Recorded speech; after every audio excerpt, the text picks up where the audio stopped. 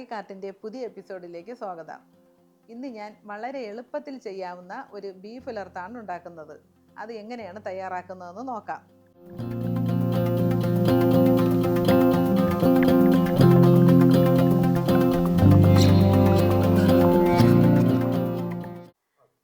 അര kilo beef,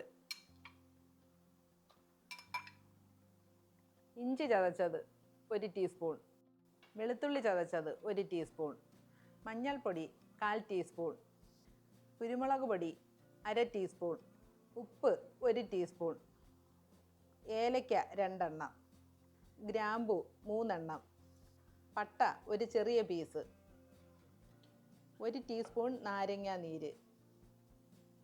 ഇതെല്ലാം കൂടി നന്നായിട്ട് ഇളക്കി മിക്സ് ചെയ്യണം.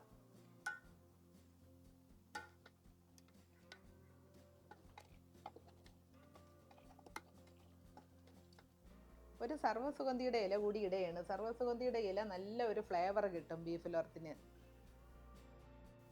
വെള്ളം ഒട്ടും ഒഴിക്കണ്ട, ബീഫ് വേകുമ്പോൾ നല്ലതായിട്ട് വെള്ളം ഇറങ്ങിക്കോളും. ഇനി നമുക്ക് അടച്ചു വെച്ച് 5 വിസിൽ വരുന്നത് വരെ കുക്ക് ചെയ്തെടുക്കാം.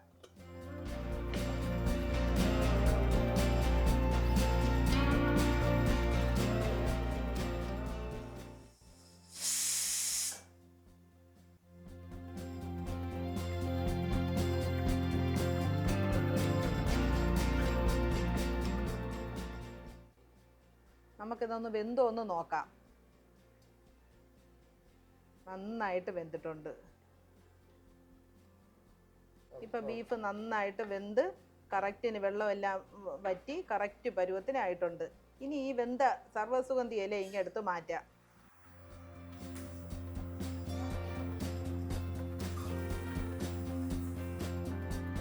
നമ്മൾ കുക്കറിൽ തയ്യാറാക്കിയ ബീഫ് റെഡി ആയിട്ടുണ്ട്. നമുക്കിനി ഇത് ഉലർത്തിയെടുക്കാം. 2 ടേബിൾ സ്പൂൺ അളവിൽ എണ്ണ ഒഴിക്കാം. എണ്ണ നന്നായിട്ട് ചൂടായതിന് ശേഷം 2 ചെറിയ സവോള അരിഞ്ഞത് ചേർക്കണം.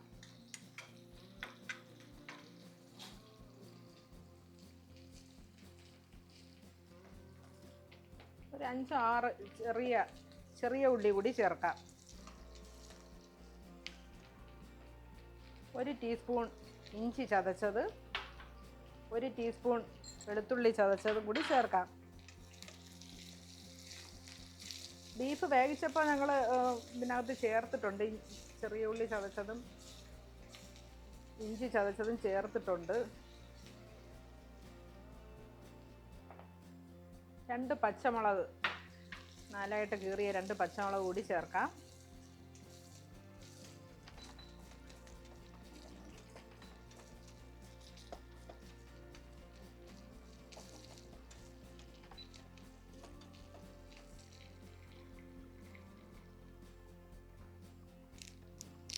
കുറച്ച് കറിവേപ്പില ഇട്ട് കൊടുക്കാം.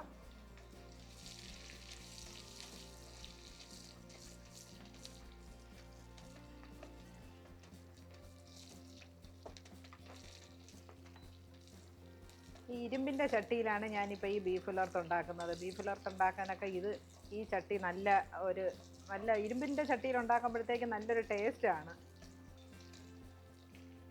ഒരു 1/4 ടീസ്പൂൺ മഞ്ഞൾപ്പൊടി.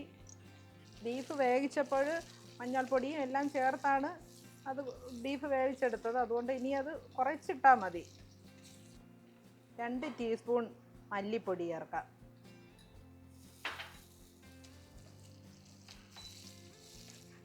മല്ലിപ്പൊടി ഒന്ന് ചെറുതായിട്ട് നല്ലതായിട്ടൊന്ന് കളറ് മാറി തുടങ്ങുമ്പോൾ മുളക് പൊടി ചേർക്കാം. 1/2 ടീസ്പൂൺ മുളക് പൊടി.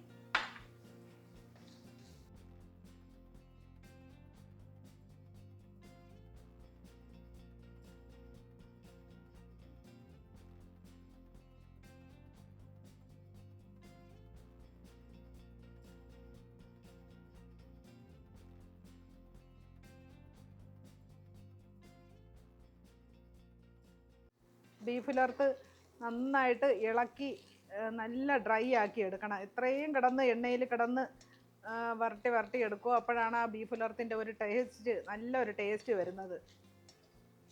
കുറച്ച് കളറ് കുറവുണ്ട്. ഒരു 1 ടീസ്പൂൺ മുളക് പൊടി കൂടി ചേർക്കാം. ഉപ്പ് ബീഫിൽ ഉപ്പിട്ടാണ് നമ്മൾ കുക്ക് ചെയ്തെടുത്തത്. ഇനി ഒരു ടീസ്പൂൺ ഉപ്പ് കൂടി ചേർക്കാം. ഉപ്പ് എപ്പോഴും നമ്മൾ നോക്കിയിട്ട് നമ്മുടെ ആവശ്യത്തിനനുസരിച്ച് ഉപ്പ് ചേർക്കണം.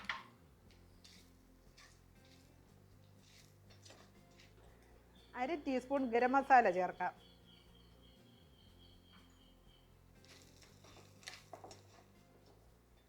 ഇനി ഒരു ടേബിൾ സ്പൂൺ അളവിൽ എണ്ണ ചേർത്ത് കൊടുക്കാം. ലാസ്റ്റ് ഒരു ടേബിൾ സ്പൂൺ അളവിൽ എണ്ണ ചേർത്ത് കൊടുക്കണം. അപ്പോഴത് ആ എണ്ണയിൽ കിടന്ന് നന്നായിട്ട് ഡ്രൈ ആക്കി എടുക്കാം.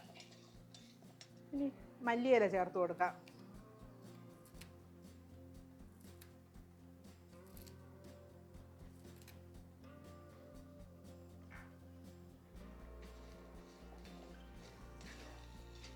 തേങ്ങ ചെറിയ പീസായിട്ട് അരിഞ്ഞ് വെച്ചത് ഒരു 3 ടേബിൾ സ്പൂൺ ചേർത്ത് കൊടുക്കാം. ബീഫ് ഉലർത്തിന് തേങ്ങ ചെറിയ പീസായിട്ട് ഇടുന്നതാണ് ഏറ്റവും നല്ലൊരു ടേസ്റ്റ്. തേങ്ങാ പീസ് നല്ല ഒരു കളറൊക്കെ ചേഞ്ചായി നല്ല ഒരു ലൈറ്റ് ബ്രൗൺ കളറാവുന്നത് വരെ ഒന്ന് ഇളക്കിയെടുക്കണം.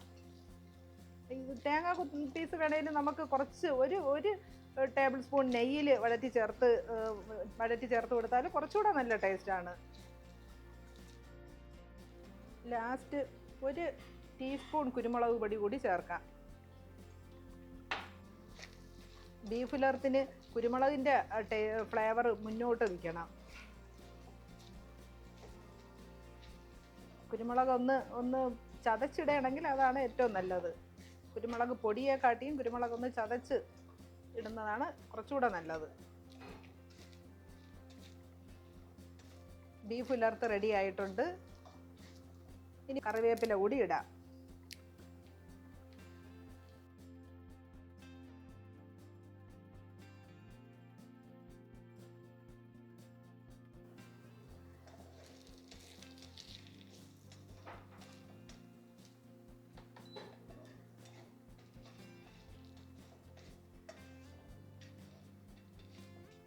ബീഫ് ഉലർത്ത് റെഡി ആയിട്ടുണ്ട്. നല്ല കളറിൽ വന്നിട്ടുണ്ട്. തേങ്ങാ പീസെല്ലാം നല്ലതായിട്ട് ബ്രൗൺ കളറായി മാറി. ഇനി നമുക്കിതിനെ ഒരു ഡിഷിലോട്ട് സെർവ് ചെയ്യാം. അപ്പത്തിന് ചപ്പാത്തിക്ക് എല്ലാം നല്ല ടേസ്റ്റി ആയിട്ടുള്ള ബീഫ് ഉലർത്താണ്.